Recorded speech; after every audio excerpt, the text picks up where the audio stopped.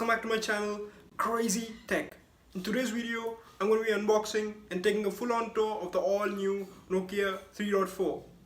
The software, the hardware, some camera samples, and also the gaming test as usual. If you want to get notified on the latest tech videos that I release, then make sure to subscribe to my channel and tap that notification bell for all the latest updates. Let's get into the video. Let's just open this up and see what we have got in store. Look at that. But first up, let's look at the box itself. We got 2 years of Android upgrades. It's Android 11 ready, but it comes with Android 10 out of the box. We got this in the Fjord color. It says that it's the Qualcomm Snapdragon 460 chipset, 6.39-inch HD plus screens, which is a hole punch cutout. It's a 720p display. Sadly not a 1080p. We got a 2-day battery life with a 4000 mAh battery, and of course Type-C charging here, not a micro USB. Thank goodness for that. Let's just get into the box, shall we?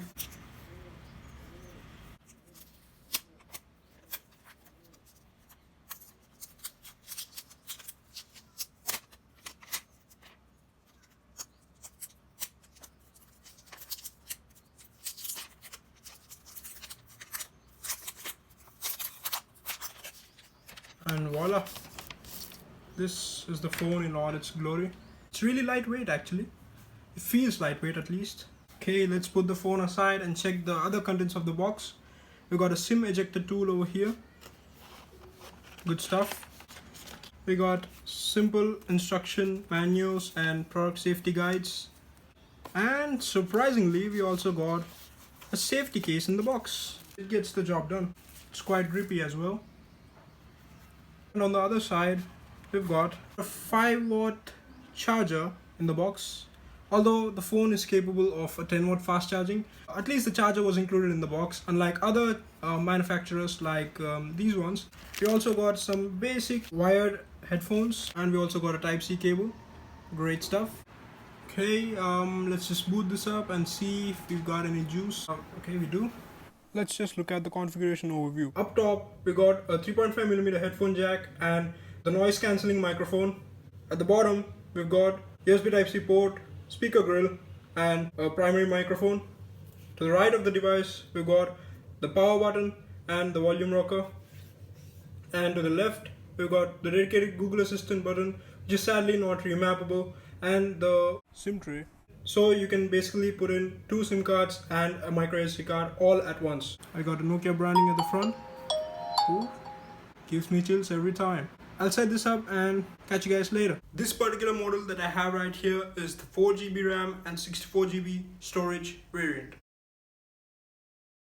Nokia smartphones have always had their focus on the design, build quality, and in-hand feel of the device, which I really love. Since this is a budget handset, we won't be seeing any fancy materials like glass or metal, but here we have plastic to the back of the phone, which is textured. That should really help with the grip. It's not a glossy back, so this phone won't be a fingerprint magnet every time you touch it, unlike most other smartphones these days. At the front, the bottom chin is reasonably chunky with a hole punch cutout, which gives you a lot of screen real estate for a proper bit of gaming or multimedia consumption. The phone also feels quite wide and tall in my hand.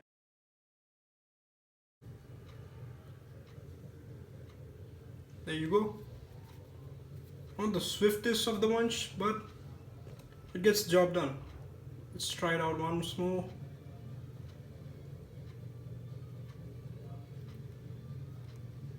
Takes a second over there. Yep. Not too fast, but not too slow. This phone also has face recognition, which is quite rare at this price point, and it works reasonably quick.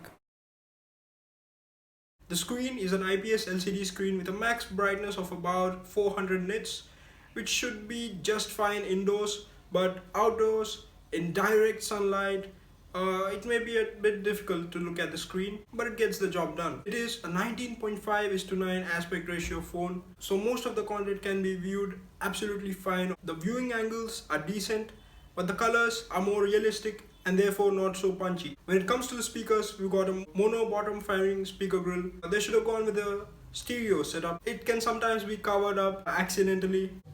Alright, now let's test out the audio quality on the Nokia 3.4. Let's just check out one of my videos. Okay, let's just go and crank up the volume. Today's video, I'm going to be making a huge announcement. Recognize this t-shirt. If you don't even have the slightest idea of what this video is about, don't worry, I'm going to fill you in. Yeah, the audio was really loud and clear. If the conditions aren't appropriate, you can always rely on the 3.5mm headphone jack provided on the Nokia 3.4.